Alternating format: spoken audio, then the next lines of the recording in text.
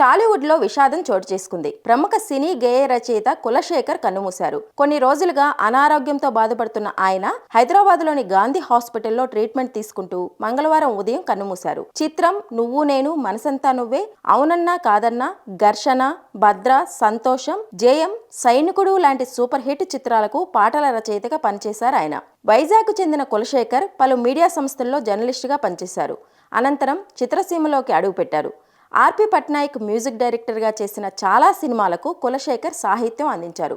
అయితే 100కు పైగా సినిమాలకు స్టార్ రైటర్గా పనిచేసిన కులశేఖర్ చెడు వ్యసనాలకు బానిసై కొన్నేళ్లుగా చిత్ర పరిశ్రమకు దూరమయ్యారు. కుటుంబ సభ్యులతో కూడా దూరంగా ఉంటున్నారు. కొన్నేళ్ల కిందట ఓ దొంగతనం కేసులో కూడా అరెస్టై 6 నెలలు జైల్లో ఉండి బయటకు వచ్చారు. జైలు నుంచి బయటకు వచ్చిన తర్వాత గేయ రచయితగా తన కెరీర్ నాశనం అవడంతో మానసికంగా చాలా కుంగిపోయారు. దానివల్ల కులశేఖర్కు అనారోగ్య సమస్యలు రావడం, చివరికి దయనీయ స్థితిలో మృత్యువడికి చేరారు.